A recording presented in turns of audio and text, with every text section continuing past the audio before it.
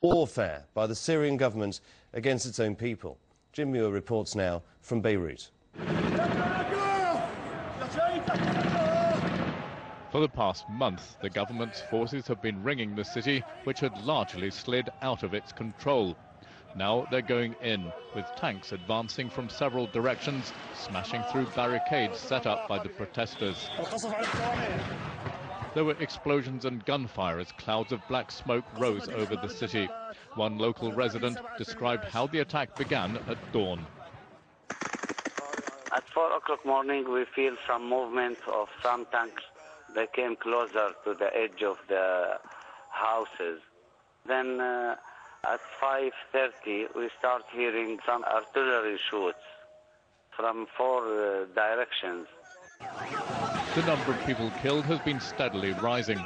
Many others have been wounded, flooding the local hospitals. Doctors say they've run out of blood supplies for transfusions.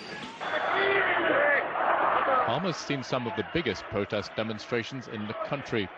Earlier this month, as many as 500,000 took to the streets. The city has a long history of militancy against the government. Memories of the massacre in 1982, in which uncounted thousands died, are still fresh. That's one reason why Hama has taken on special significance. The American ambassador broke protocol to go there 3 weeks ago to express solidarity. So did the French. The Turkish Prime Minister, Mr. Erdogan, has said there must not be another Hama, meaning a massacre. But despite all that, the troops are going in. Jim Muir, BBC News, Beirut. Well, the United States press attaché at the embassy in Damascus has described the events in Hama as full-on warfare by the Syrian government against its own people, dismissing the administration's statement accusing gangs of attacking its troops. JJ Harder told the BBC the government was the only armed gang in Hama. I think we can safely say full-on warfare by the Syrian government on its own people, specifically in Hama, but also this weekend you've seen military deployments within the city of Deir ez-Zor. It's in the eastern part of Syria. This full-on warfare in which the government is engaging today, I think, amounts to nothing less than a last act of utter desperation. And they're killing their own people. They're sending their tanks into their own cities home for peaceful protests, and they're firing indiscriminately upon them. It's ridiculous. Well, there's one big armed gang in Syria, and it's named the Syrian government. That's the armed gang that is pillaging its own cities. That's the armed gang that is striking terror into the hearts of a lot of these people who are out there who just want to peacefully protest. Our correspondent Jim Muir joins us live now from Beirut. Jim, just how significant are these attacks on civilian peoples by Syrian troops? So we've seen it before, but these pictures seem to be very distressing, and the numbers of casualties too. That's right. We're talking about what apparently, according to all accounts, is one of the bloodiest days since the uprising began in the middle of March. A lot of the casualties, apparently a lot of those who were killed, were shot in the head, probably by snipers. A very sinister development. In fact, it's happened in other places too, where people out on the streets protesting are simply picked off by high-powered rifles manned by people up on rooftops, by government snipers. So it is a very ugly development.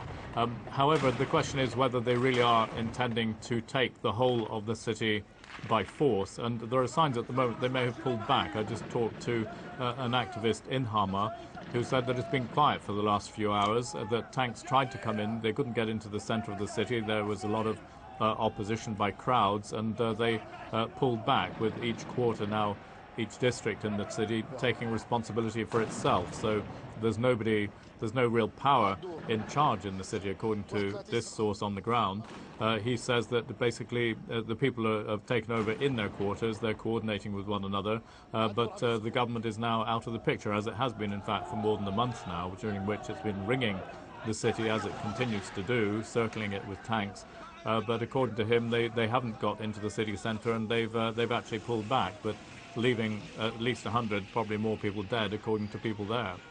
Jim, all this happening just hours before the month of Ramadan is due to begin. It has been expected that during that month there would be larger protest stage. But do you think that this, what's ignited this offence in Hama is more than just the Ramadan? Do you think there are genuine fears of regime change and regime security now? Well, there is no doubt that the regime has got its back to the wall, and it is fighting for its survival as best it knows how by sending in the tanks into the cities. The question is, how close to falling is it? Most people reckon it's still got some way to run, and the government is showing no signs of giving up. It's being as tough and brutal as ever. And the uprising is continuing, however. It's going on in all these towns that we know about, Homs, Hama, Deir ez-Zor, even still down in the south, in Daraa, where it first began. There's still signs of dissent down there. So it's not going away. It is slowly spreading, but it hasn't yet engulfed the two big cities, Damascus and Aleppo. Until those are really taken over, until they fully join up with the uprising, it won't really have reached tilt point unless something goes wrong inside the armed forces from the government's point of view, more defections or perhaps a wholesale split up of the army. These are the kind of scenarios that become more likely, I think, as time goes on and the pressures build up, economic as well, because all the time the economy is bleeding and the government can't go on forever like this. OK, we'll have to leave it there, but many thanks. Jim Muir in Beirut there with the latest on the situation in Syria.